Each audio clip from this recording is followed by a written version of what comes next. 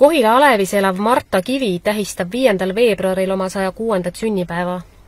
Martat käisid õnnitlemas Kohila vallavanem Heiki Epner ja sotsiaalnõunik Väino Maasalu. Eluaegne koolmeister ise arvab, et kerge see pole nii kõrge vanuseni vastu pidada, aga oma vaimu hoiab ta erksana lahendades iga päev hoolega ristsõnu.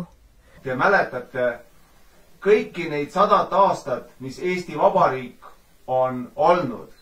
Me võtsime kaasa ka ühe kokaraamatu, mis on sajandi kokaraamat. Tugevat tervist ja seda reibast meelt, mis on teil aidanud ikka neid aastaid elada. Palju, palju õnne. Ja loomulikult. Ja annan üle ka lillekimbu. Palju, palju õnne. Palju õnne, tervist. Me oleme vanad tuttavad.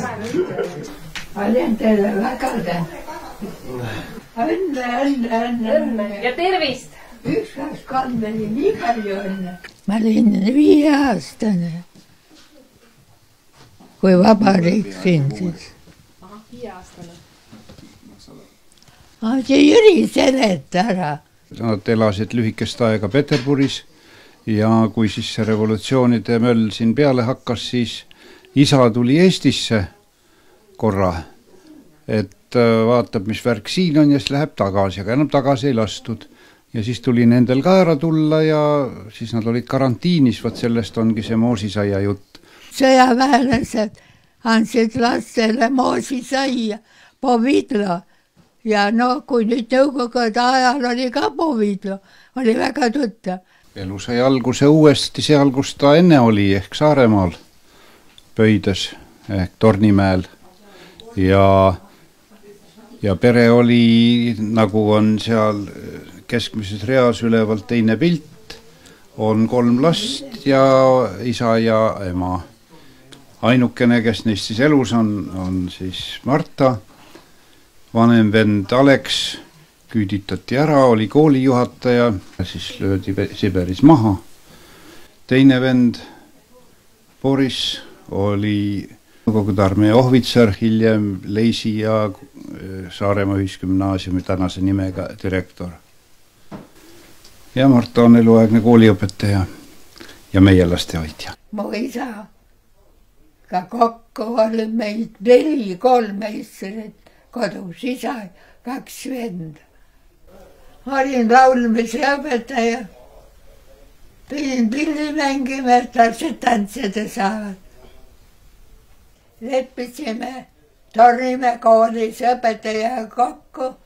Tema õpetab jenka, ma mängin, aga laste rütm oli niivõrd seganud.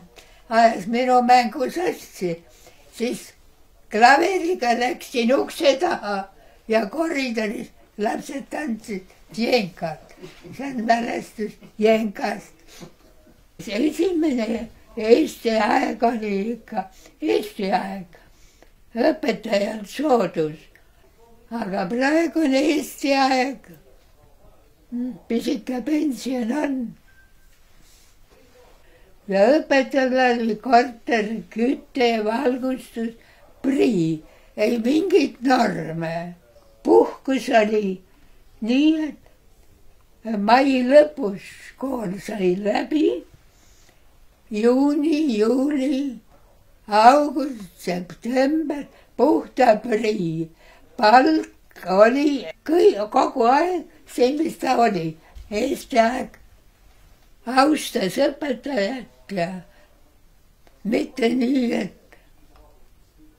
õpetaja on mingine käsutäitja.